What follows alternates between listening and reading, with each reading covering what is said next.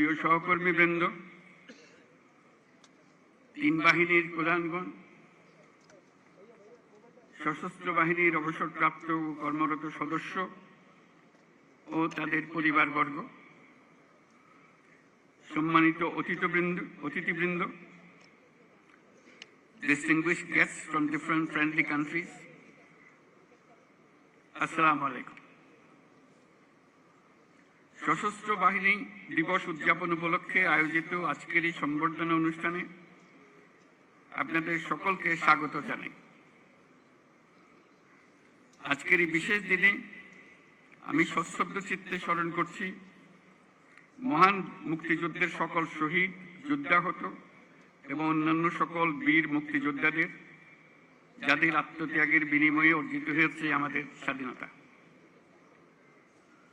একই সাথে আমি শ্রদ্ধা জানাচ্ছি 2024 সালের জুলাই আগস্ট মাসে ছাত্র জনতার অভ্যুত্থানের সকল শহীদ, আহত এবং অংশগ্রহণকারী সর্বস্তরের মানুষের প্রতি, যাদের দুঃসাহসিক আত্মত্যাগ আমাদের দেশ পুনর্গঠনের একটি নতুন সুযোগ সৃষ্টি করে দিয়েছে। বাংলাদেশ সশস্ত্র বাহিনীর জন্ম 1971 সালে রণক্ষেত্রে। 71 সালের 25শে মার্চ হানাদার বাহিনীর নৃশংস আক্রমণের পরপরই 27শে মার্চ চট্টগ্রামের কালুরঘাট বেতার কেন্দ্র থেকে তৎকালীন মেজর এবং পরবর্তীতে রাষ্ট্রপতি জিয়াউর রহমান বাংলাদেশের স্বাধীনতা ঘোষণা করেছিলেন। এরই ধারাবাহিকতায় 21শে নভেম্বর সেনাবাহিনীর সাথে নৌ ও বিমান বাহিনী সম্মিলিতভাবে পাকিস্তানি বাহিনীর বিরুদ্ধে লড়াই শুরু করে। এই কারণেই 21শে নভেম্বরকে মুক্তিযুদ্ধের একটি মাইল ফলক হিসেবে গৌরবের সাথে পালন করা হয়। আজকে সেই 21শে নভেম্বর। আমরা যদি বিজয় অর্জন না করতাম তাহলে মুক্তিযুদ্ধের বীর সেনাদের মৃত্যুদণ্ড ছিল অনিবার্য। অসহনীয় হয়ে যেত তাদের পরিবারের সকল সদস্যের জীবন। মুক্তিকামী সেনা, নৌ ও বিমান বাহিনীর অকুতোভয় বীর সেনানীরা জীবনের পরোয়া না করে পরিবারের এদেশের স্বাধীনতা যুদ্ধে ঝাঁপিয়ে পড়েছিল। তারাই এদেশের আপামর জনসাধারণকে সাহস জুগিয়েছে। জল, স্থল ও আকাশপথে সম্মিলিতভাবে প্রতিরোধ গড়ে তুলে দেশমাতৃকাকে পরাধীনতার শৃঙ্খল থেকে মুক্ত করে এনেছেন। মুক্তিযুদ্ধকে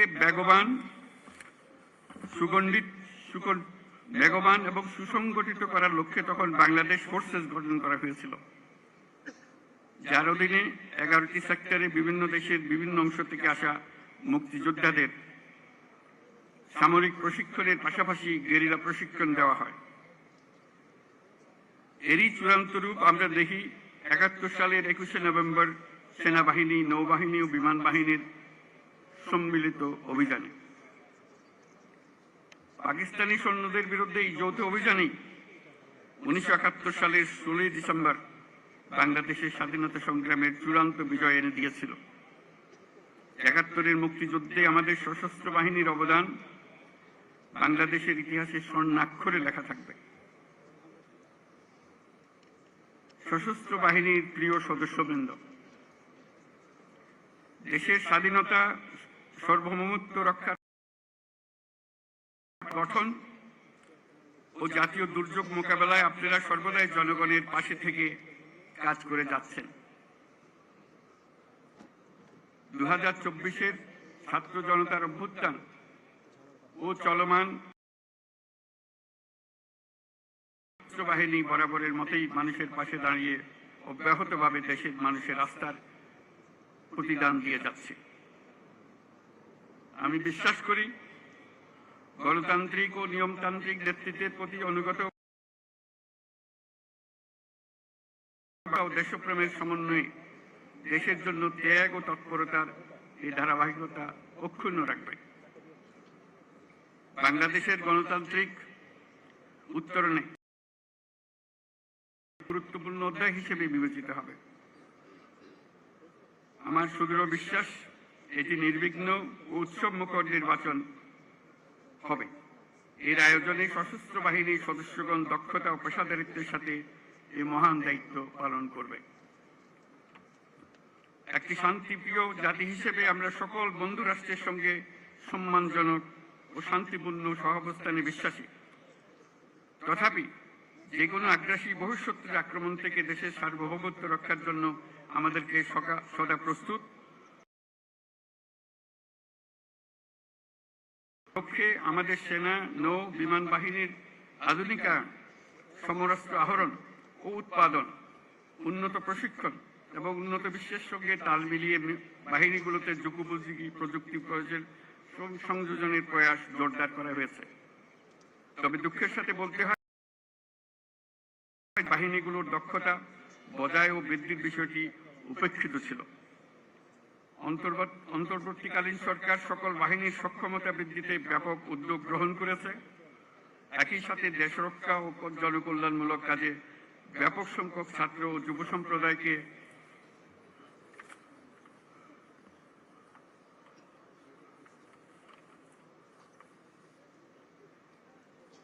সম্পৃক্ত করার উদ্দেশ্যে বিএনসিসির কার্যক্রম বহুগুণ বৃদ্ধির নীতিগত সিদ্ধান্ত নেওয়া হয়েছে। আমাদের এসব পদক্ষেপ দেশের প্রতিরক্ষা সক্ষমতাকে একটি নতুন পর্যায়ে উন্নীত করেছে। অভ্যাগত অতিথিবৃন্দ, বিগত ৩৭ বছরে জাতিসংঘে আমাদের শান্তিরক্ষীরা সফলতার সঙ্গে ৪৩টি দেশে ৬৩টি মিশন সম্পন্ন করেছে। বর্তমানেও বিশ্বের বিভিন্ন প্রান্তে 10টি মিশনে আমাদের শান্তিরক্ষীরা নিয়োজিত আছেন।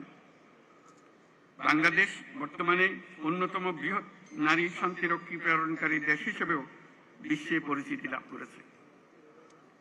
এছাড়াও সম্প্রতি কাতার ও বাংলাদেশ সশস্ত্র বাহিনীর মধ্যে প্রেষণে জনবল নিয়োগের একটি চুক্তি স্বাক্ষরিত হয়েছে, যা বিশ্ব শান্তি ও নিরাপত্তার বৈশ্বিক প্রচেষ্টায় একটি দায়িত্বশীল ও নির্ভরযোগ্য নাম হিসেবে বাংলাদেশের জন্য একটি গৌরবময় স্বীকৃতি। এই জন্য আমি সশস্ত্র বাহিনীর সদস্যদের বাংলাদেশি শান্তিরক্ষীগণ যাতে বিশ্বের চ্যালেঞ্জিং এবং বিপজ্জনক অঞ্চলসমূহে সৃষ্ট পরিস্থিতি মোকাবেলা করতে পারে, সেই জন্য তাদের সময় অব্যাহত। প্রিয় অতিথিবৃন্দ, অগ্রহায়ণের এই বিকেলে উৎসবমুখর পরিবেশে আপনাদের সাথে দেখা হওয়ায় আমি অত্যন্ত আনন্দিত।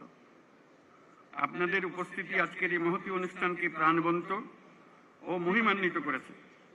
এই জন্য সশস্ত্র বাহিনীর পক্ষ থেকে আপনাদেরকে সকলকে জানাই আমি সশস্ত্র সুখ, শান্তি ও কল্যাণ কামনা করছি। আমরা সবাই যেন দেশের উন্নয়ন ও অগ্রযাত্রায় ঐক্যবদ্ধভাবে কাজ করে যেতে পারি, সে আশাবাদ ব্যক্ত করছি। Now I take the privilege to thank the excellencies and distinguished guests from our friendly countries for joining us to this occasion. We gratefully recall the contribution of the people of our friendly nations during our War of Liberation. অনুষ্ঠানে অংশগ্রহণের জন্য অশেষ ধন্যবাদ জানাচ্ছি। মহান আল্লাহ আমাদের সহায় হন। আল্লাহ হাফেজ। ধন্যবাদ।